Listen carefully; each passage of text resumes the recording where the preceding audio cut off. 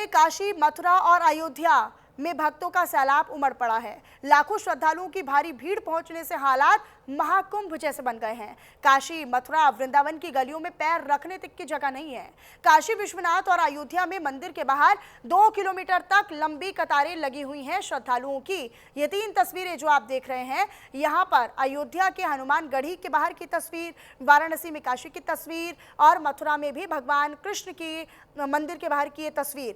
ये मंदिरों में जो लोगों का जमावड़ा है, लोगों का सैलाब है, वो इसीलिए है क्योंकि नव वर्ष आने वाला है और नए साल से पहले भगवान का आशीर्वाद लेने के लिए, हालांकि ये पहली बार नहीं है, हर बार साल की समाप्ति या फिर नए साल के आगाज से पहले हम इस तरह की तस्वीरें देखते हैं। लेकिन इस बार जो तस्वीरें हैं वो चुनौतीपूर्ण है मंदिर समिति के लिए भी और प्रशासनिक अमले के लिए भी, जहां पर अलग अलग तरीकों से गश्त भी किया जा रहा है। पुलिसकर्मी मौजूद हैं और इलाकों में गश्त कर रहे हैं। जो व्यवस्थाएं हैं उनको बरकरार रखने की पूरी कोशिश जो है वो पुलिस व्यवस्था की नजर आ रही है। हालांकि पुलिस व्यवस्था बनी रहे, पुलिसिंग व्यवस्था बनी रहे, उसका पूरा ध्यान रखा जा रहा है बाकायदा। अगर हम यहाँ पर अब बात करते हैं तो मंदिर समिति की तरफ से यह भी अपील की जा रही है कि कम से कम अगले महीने की यानी जनवरी की 5 तारीख तक, 5 जनवरी 2026 तक अगर श्रद्धालु यहाँ पर ना आए तो फिर वो कहीं ना कहीं सहयोग के तौर पर देखा जाएगा।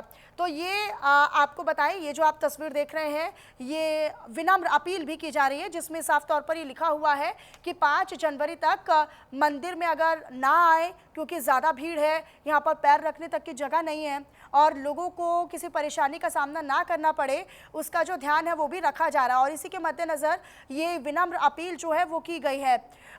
जो दूसरी तस्वीर आप देख रहे हैं उससे अंदाज़ा लगा सकते हैं कि क्यों ये अपील की जा रही है। अपील इसीलिए है क्योंकि यहाँ पर एक आस्था का सैलाब तो है ही, लेकिन यहाँ पर पैर रखने तक की जगह जो है वो अभी तक नहीं बची है। अब नया साल शुरू होगा और ज़्यादा भीड़ होगी तो आप समझ सकते हैं कि कितनी बड़ी चुनौती यहाँ पर मंदिर समिति के आगे और प्रशासनिक अमले के आगे खड़ी होगी। वाराणसी में नए साल और माघ मेले की वजह से लाखों श्रद्धालुओं की भीड़ यहां पर पहुंच रही है और बढ़ती भीड़ को देखते हुए प्रशासनिक अमले ने सुरक्षा के व्यापक इंतजाम भी किए हैं। तो वहीं पुलिस ने ड्रोन से सुरक्षा व्यवस्था का भी जायजा लिया है। की दृष्टि की अगर बात करें तो हमारे साथ एसीपी डॉक्टर अतुल अंजान त्रिपाठी जी हैं। हम उनसे बात करेंगे और जानेंगे कि क्या कुछ विशेष सुरक्षा व्यवस्था यहाँ पर की गई है नव वर्ष पे जो हमारे यहाँ श्रद्धालु आ रहे हैं उनको देखते हुए।